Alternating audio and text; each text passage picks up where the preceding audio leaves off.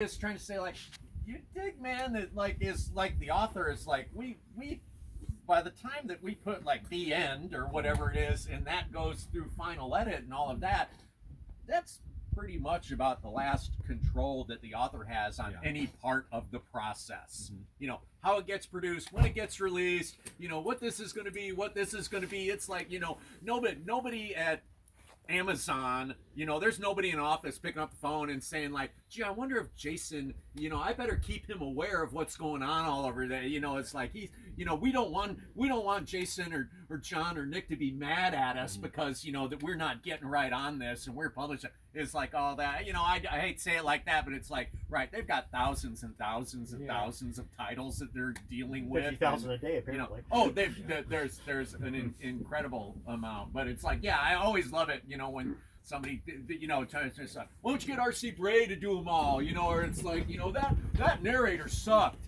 You know, it's like, you need to get a different one and stuff like that. Or it's like, I think you should re-record all of the books, you know, and have R.C. Bray do them or something like that. It's like, dude, you don't have any idea what it is that you're asking or what that actually means. It's like, I dig what you're saying, but, you know, you know, the belief that like the author or, you know, is like has that control or that ability or something else like that, yeah, it doesn't exist in this world. Right. Yeah, no, we had to fight just to get Ray Porter when we did Takeover. They were giving us like, well, here are our narrators we have ready to go, and they had one of them was James Earl Jones' son, and so we were like, oh, expecting it to be like, yo, but he doesn't sound like. He does not sound like. Right. He is a very soft-spoken, like I'm very eloquent, and we were like, well, that is terrible. For the book, he's good at other things, but yeah. So just getting some of the stuff we got was a fight, right? Oh, big time! Oh, incredible! Yeah. Because a lot of times what happens is like the studios, like Audible especially, they have a stable of people from New York and Juilliard, and you know they have all of these people, and they go like, okay, you got all this. Well, here's who we'll throw to you, and they'll give you like 3 or 4. You know, people, you get like a headshot with them, a little bit of their bio, and then it's up to you to like, if they have a website, go to their website and like listen to snippets of like their previous productions, or here's the guy, you know, doing a southern plantation owner's voice, and then here's a person like doing a, you know, a female characterization, and you know, and you listen to something like that and go like, okay, well, you know, this person is clearly not going to work out as Tyrus Rex. You know, this person is clearly not going to, you know, doesn't sound in my mind what I think Kel Turner would sound like, or you know, or you know, Benjamin Deacon Colt. You know, it's like I don't think that's what a special forces operator is going to sound like. Right. You know. Yeah. So when it comes to narrators, and you know, the narrator doesn't sound like the character or something like that. What about the pronunciation issues? Like, well, you know, yeah. You So, guys covered that very well. So we give, we have one of the, from what I've heard from narrator after narrator, we have one of the most expansive and concise listings of military acronyms and, you know, galaxies. Yeah, we have a big Excel sheet that has all that stuff, and every time someone messes up on it, like, there's like a certain level where you feel like it's foolproof, right? Like, you're like, well, of course everyone knows it's Corman, right? Like, who doesn't know Corman, right? Yeah, we had a president who didn't know how to pronounce Corman. Right, yeah. So that particular narrator, you know, she didn't know it, and she felt bad. She's like, I feel like that would have just been just a perfect 10 if it wasn't for that. She's like, but in my defense, I did Google, and one of the things I saw said it can be pronounced either way. So I thought, okay, no one will care. And I was like, oh yeah, no, people care. Right. So that's added, but at the same time, like, just because you give that to them does not mean the narrator will go. Like, we've told certain narrators that, you know, it's 5.56, and it's like 5.56.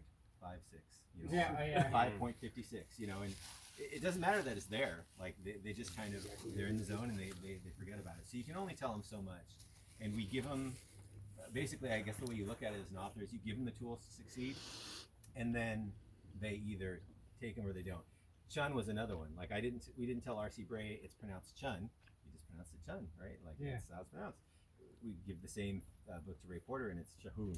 Yeah. Okay, well, That was fun. yeah, right. So we were able to work that out though. That is part of the process. Yeah. It's like you finish the book, you go like, oh man, I'm so glad, I'm so proud of that, and it's like, you know, Jay said, oh, by the way, you know, you owe me that pronunciation guide. It's like, shit, Yeah. forgot all about that. I try and do it all the way along, Mhm. you know, where we've got a format where we use, where, you know, and I break it down as, okay, it's like this group of characters and here's their name, and you know, there's a place where we put comments where here's kind of thinking this guy might be like a, you know, he might sound like, you know, like John Wayne here, you know, or this guy might sound like, you know, Clint Eastwood here, or something else like that. And then the actor, of course, it's their choice to do with it what they do with it. Actually, so for the most part, we're extremely fortunate is the talent that we have, or take great pride in, you know, in trying to take all of that into account. You know, they really do. But sometimes it's like the fandom, you know, makes an issue and holds it against the authors for things that we have no control over that. You know, and it's kind of hard to like, you know, to like resist like answering the comment, you know, on the Facebook page. It's like, dude, get off my back. It's like, right, it's like, I wrote you what I thought is a great book. You know, I can't control that the actor wants to pronounce something the way that, you know, get past it and just enjoy the story, please. In season 12, episode 13.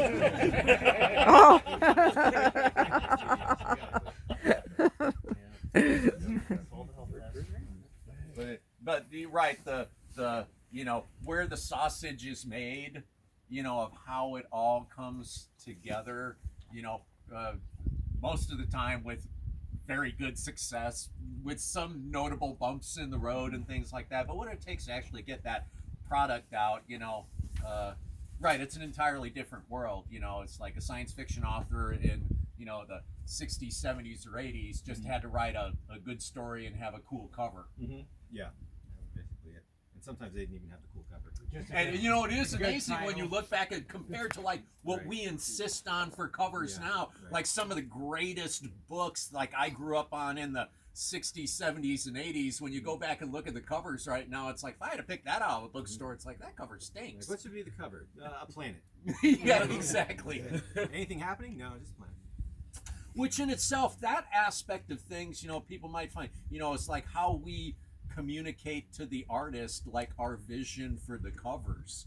You know, I'm you know, like I say, I'm a very privileged person being where I am, and that like I get to give somebody really, really specific ideas about what I think a cover should look like. And we have artists who are like so into trying to fit our vision into what they produce.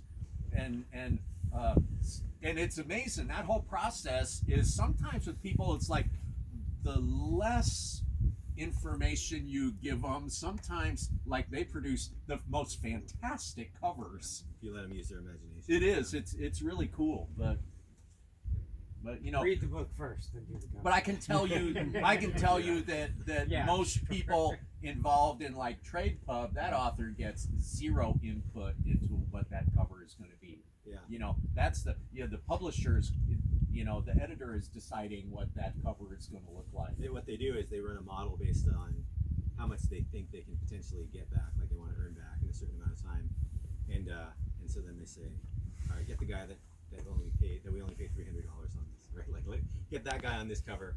And so if you've ever seen some stuff that just have abysmal covers, that's probably there was a marketing decision. There was a guy in the accounting room who looked at it and said, we estimate this will sell this many copies. Our mandated print costs are this much, and so this is the cover artist you're going to get, and that's it. You get no second say about it. It just is what it is. Yeah, I think, you know, Nick's original Soda Pop Soldier cover, where they just kind of made it pink and had a stock photo. You know, the guy probably billed him $3,000 because it was Trade Pub, but it was just, they're not going to go and have anybody that's going to actually ask about the story or anything else. It's just they get the name of the title, and then they just go with whatever color is hot and say, there you go. That's true. Is that kind of like Robert Asprin's Thieves World Series, where the artists knew that one of the characters was secretly female, but they didn't realize that they were actually feminizing the wrong character. And the covers keep getting more and more progressive as the series has developed, and you suddenly realize that they're turning the wrong character into a woman. Even getting that much information sometimes is rare. Yeah. Well, part of it gets into is like for fandom is like to get people understand. It's like, the cover, the aliens didn't look like how the author described them in the book. Well, the artist doesn't read the book before he produces right. The artist goes to work creating the image. The artist doesn't read the books. So on that, how close do you feel that your artist got to your descriptions of aliens and characters? I think they've done fairly well. I don't think we go into that much detail describing aliens in the first place, and it's something that kind of hamstrings us. But because in Galaxy's Edge, so much of what's known about Earth is kind of like mixed into kind of a myth and legend, and is it really there? We try to make a conscious effort for them to compare things to things they already know, which of course we don't know, right? So we have a standing rule with our editor where we try to very sparingly take a common Earth term and use it to describe something. It helps the reader, but if you're describing a Drusik, why do you know what a gorilla looks like, right? Like, Exactly. You've never heard of a gorilla. And so it makes it a little bit different that way. Or same thing with the Z. But basically, I think that we have I don't know. The first time I ever read The Hobbit was part of a paperback set that I had. And it looked like the most unappealing book imaginable because it had this incredibly fat man with curly hair, like a little fat man with curly hair, with his sword out, and he just looked like he was breaking out into sweat. It looked awful. He was kind of looking around clueless, and then they had this kind of spindly golem with a huge nose and little blue-eyed eyes, and I was like, this book looks terrible, right? Like, I don't want to read about this fat guy, and so I just let it sit for a long time before I finally read it and realized it was good and understood why it was given to me. So I say that to say that's kind of how I view covers, right?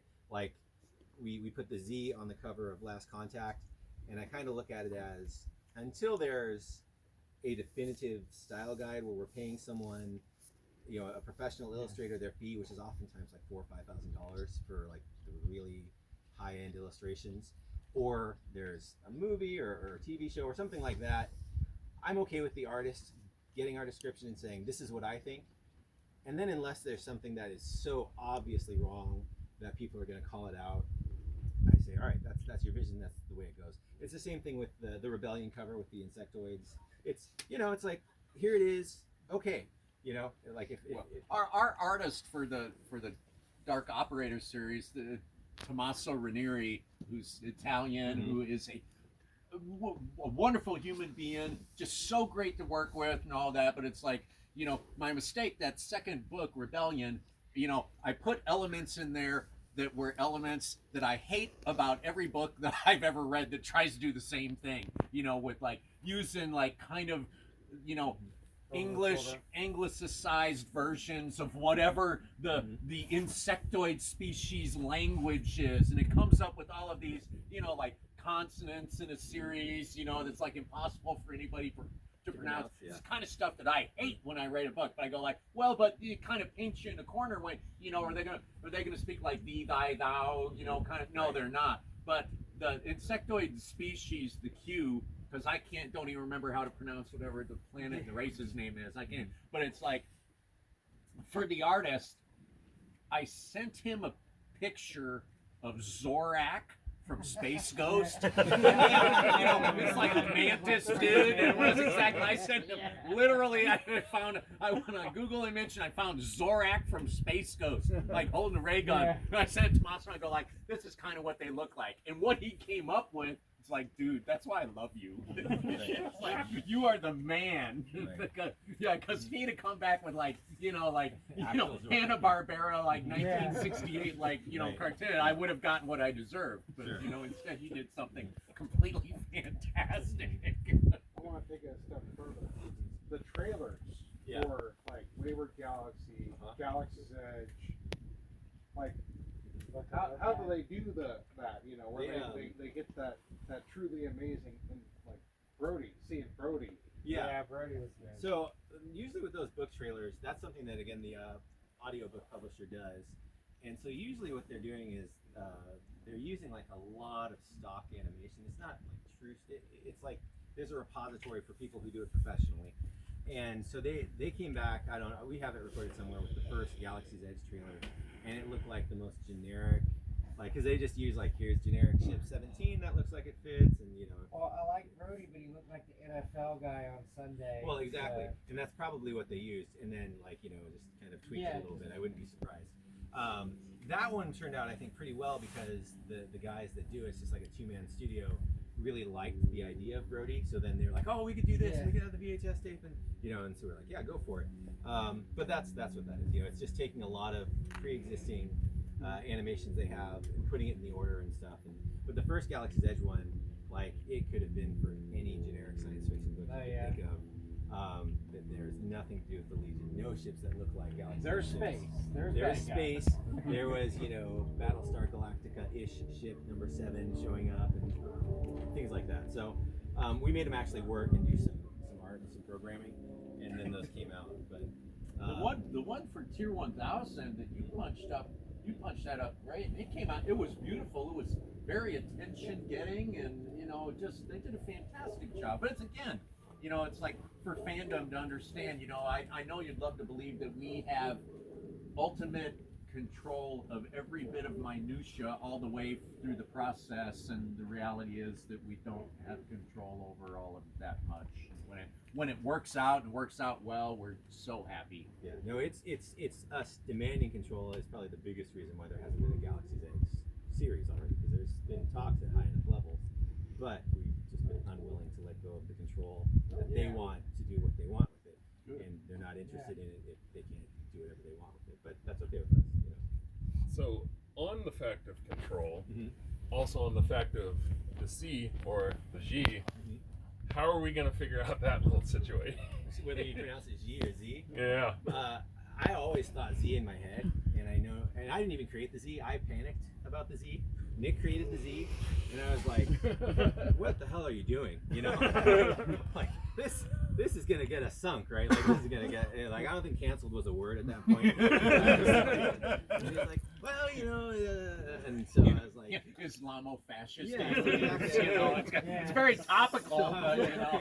Every book needs a chapter. right, yeah. So I was like, I was like, you know, we have our partnership is built on, and Nick's talked about this a lot of times, kind of a yes and mentality. And so, you know, to answer your question, it's Z, but apparently a ZH makes a J sound. I had no idea. So RC Bray knows what he's talking about. G sounds kind of nice, but I still think Z in my head.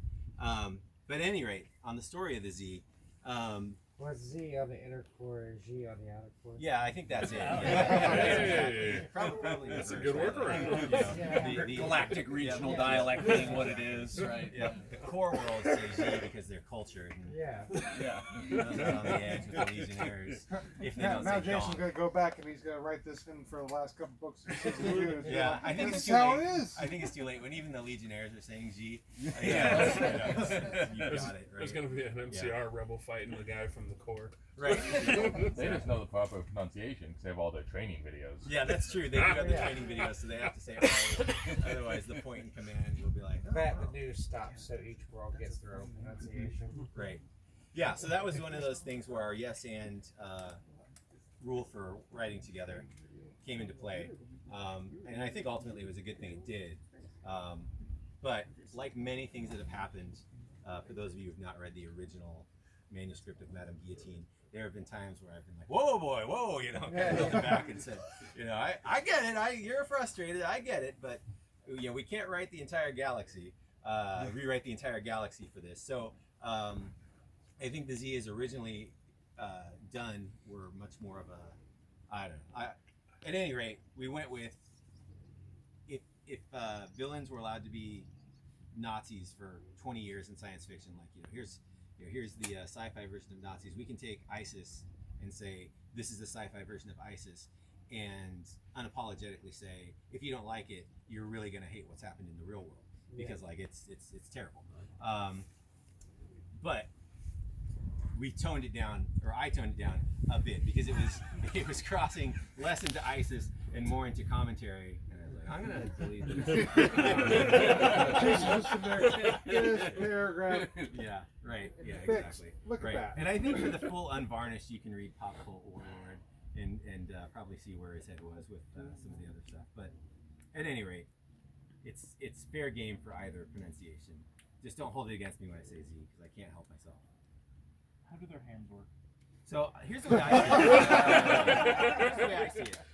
I see them as having like hooves, right? You know, so you've got like the hardened kind of, it's kind of the hardened thing, but sort of like Ninja Turtles. Almost like right? a three. Okay. Yeah. So almost like this. So they can go down and operate like that, but they have the ability to kind of get in a modified weapon or get into a weapon with a large enough trigger well or saw the trigger well off. Because And these guys, armor or weapons have to be built specifically for them.